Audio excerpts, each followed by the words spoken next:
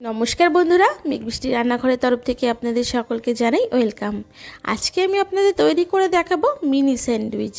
নামটা শুনে যতটা ভালো লাগছে, খেতেও কিন্তু ততটাই সুস্বাদু। একদম ঘরে থাকা উপকরণ দিয়ে চটজলদি বানিয়ে ফেলা যায়। চলুন তাহলে আজকে এই সহজ সরল রেসিপিটা কি করে বানাচ্ছি আমার সাথে থেকে পুরো ভিডিওটা দেখতে থাকুন। ভালো লাগলে অবশ্যই ট্রাই করবেন, আর খেয়ে কেমন লেগেছে কমেন্টে জানাবেন। বন্ধুদের সাথে একটু বেশি করে শেয়ার করবেন। আর আমার চ্যানেলে আপনি নতুন বন্ধু থাকলে চ্যানেলটিকে সাবস্ক্রাইব করে আমার পাশে থাকবেন।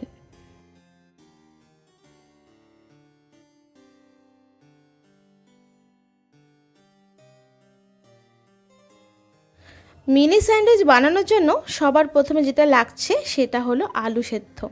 এখানে আমি দুটো আলু সেদ্ধ নিয়ে নিয়েছি। আলুটাকে এবার একটা গ্রেটার দিয়ে গ্রেট করে নেব। গ্রেটার দিয়ে গ্রেট করলে আলুর যে একটা গুটলি ভাব থাকে সেটা থাকবে না। আর আপনারা যদি মনে করেন যে গ্রেটার ছাড়াই করবেন তাতেও করতে পারেন। ভালো মতন চটকে ম্যাশ করে নেবেন। খেয়াল রাখবেন যেন গুটলি না রয়ে যায়। দেখুন আমার কিন্তু এভাবেই আলু দুটোই করে নেওয়া হয়ে গেল। তারপর কড়াই বসিয়ে 2 চামচ মতন রিফাইন তেল দিয়ে দিলাম।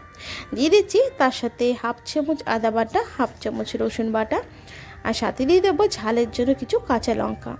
লঙ্কাটা আপনারা ততটাই দেবেন যতটা ঝাল খেতে পছন্দ করেন। এবারে গ্যাসের ফ্লেমটাকে লোতে করে আস্তে আস্তে করে ভাজতে হবে। কয়েক সেকেন্ড ভেজে নিলেই হবে। দেখুন আমার ভাজা হয়ে গেল। এবারে দিয়ে দেবো ক্যাপসিকামের কুচি। ক্যাপসিকাম দিলে স্যান্ডউইচের স্বাদ কিন্তু দ্বিগুণ বেড়ে যায়, তাই চেষ্টা করবেন একটু দিয়ে নিতে। হালকা হাতে এইভাবে কিছুক্ষণ ভাজার পরে এর মধ্যে দিয়ে দিচ্ছি আমি একটা মিডিয়াম সাইজের টমেটো। টমেটোটাও ক্যাপসিকামের সাথে কিন্তু আপনাদের একটু ভেজে নিতে হবে, যতক্ষণ না টমেটোটা মজে আসে। মজে আসলেই এর মধ্যে কিন্তু দিয়ে দেব 1/2 চামচ জিরের গুঁড়ো, তার সাথে সামান্য একটু হলুদের গুঁড়ো দিয়ে ভালো মতন কিন্তু এটাকে লো ফ্লেমে রেখে কষাতে হবে। এভাবে কষিয়ে নেওয়ার পরে দিয়ে দেব এবার আলুটা, আর তার সাথে দিয়ে দেব স্বাদ অনুযায়ী লবণ।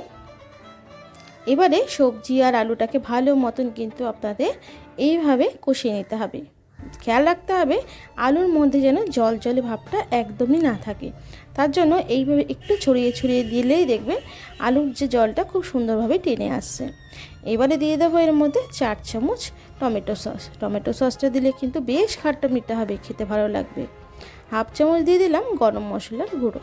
টমেটো সসটা দেওয়ার ফলে কিন্তু আলুটা একটু নরম হয়ে যাবে, তার জন্য আরও কিন্তু একটু আপনাদের নাড়িয়ে চেড়িয়ে এটাকে ড্রাই করে নিতে হবে।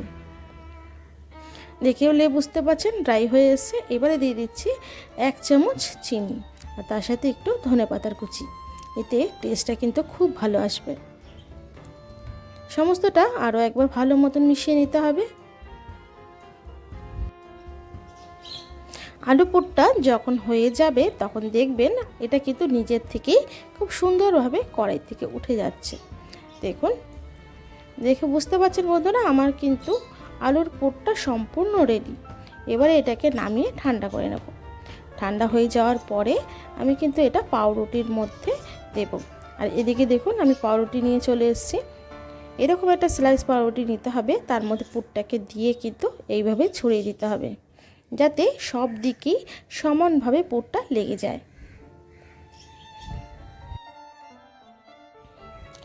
দেখুন বন্ধুরা, পুর দিয়ে পুরো রুটিটাই কিন্তু আমি কভার করে ফেলেছি। এবারে একটা ছুরির মাধ্যমে এই রুটিটাকে 4 টুকরোয় কেটে নেব। খুবই সহজ একটি রেসিপি। এইরকম মিনি স্যান্ডউইচ যদি সন্ধ্যাবেলায় থাকে, সন্ধ্যাবেলা কিন্তু একদম জমে যাবে। চায়ের সাথে স্যান্ডউইচ খেতে ভীষণই ভালো লাগে। এই একইভাবে সবগুলো স্যান্ডউইচ তৈরি করে কেটে নিলাম। চলুন এবার এর ব্যাটারটা তৈরি করে নেওয়া যায় কোটিং করার জন্য। দিয়ে দিলাম 2 চামচ কর্নফ্লোর, আর দিয়ে দিচ্ছি 1 চামচ ময়দা। তার সাথে অল্প একটু গোলমরিচের গুঁড়ো, আর সামান্য একটু দিয়ে দেবো লবণ। দিয়ে অল্প অল্প করে জল দিয়ে একটা ব্যাটার তৈরি করতে হবে। ব্যাটারটা সেরকমই বানাবেন যাতে খুব বেশি ঘন বা খুব বেশি পাতলা টেলটেলে না হয়। মিডিয়াম একটা ব্যাটার কিন্তু আপনাদের বানিয়ে ফেলতে হবে।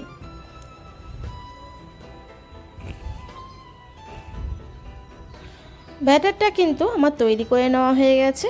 এবারে একটা একটা করে এরকম পাউরুটির পুর চোবাবো, আর সেটাকে বেড কামের মধ্যে দিয়ে এটাকে কভার করে নেব।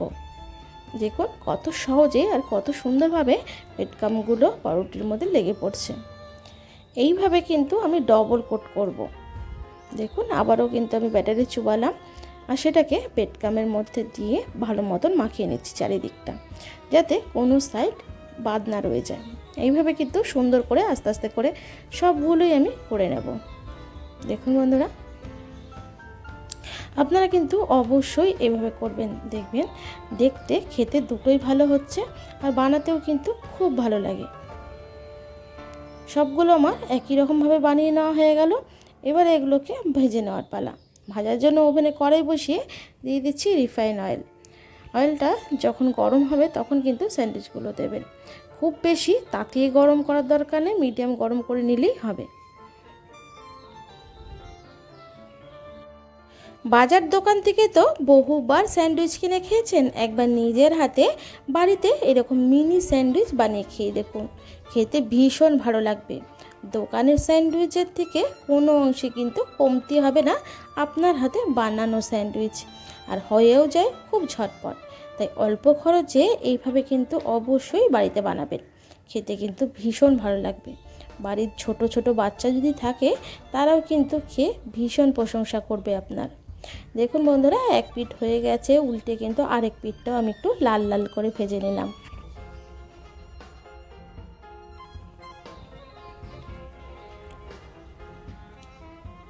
আমার কিন্তু স্যান্ডউইচগুলো লাল লাল করে ভেজে নেওয়া হয়ে গেছে। এবারে এগুলোকে তেল থেকে ভালো মতন তুলে তেলটাকে ছড়িয়ে একটা প্লেটে রেখে নিচ্ছি।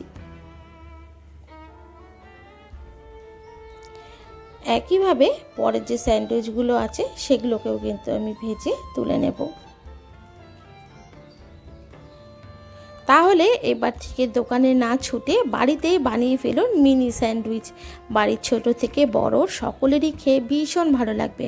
আর বাড়িতে যদি কোনো গেস্ট আসে তাদেরকেও যদি বাড়িতে বানিয়ে খাওয়ান, তারাও কিন্তু খেয়ে আপনার এই স্যান্ডউইচ ভীষণই ভালো লাগবে। আজকে আমার এই রেসিপিটা যদি আপনাদের ভালো লাগে তাহলে কিন্তু রেসিপিটা অবশ্যই বাড়িতে ট্রাই করবেন। আর খেয়ে কেমন লেগেছে কমেন্টে জানাবেন। ভালো লাগলে অবশ্যই লাইক করবেন, বন্ধুদের সাথে একটু বেশি বেশি করে শেয়ার করবেন। আর আমার চ্যানেলে আপনি নতুন বন্ধু হয়ে থাকলে চ্যানেলটিকে সাবস্ক্রাইব করবেন, পাশে থাকা বেল বাটনটা অবশ্যই অন করবেন, তাতে আমার রেসিপি সবার প্রথমে আপনাদের মোবাইলে পৌঁছে যাবে। আজ তাহলে এই পর্যন্তই, আবারও নতুনত্ব রেসিপির সাথে আমি হাজির হব। ভালো থাকবেন, সুস্থ থাকবেন। নমস্কার বন্ধুরা।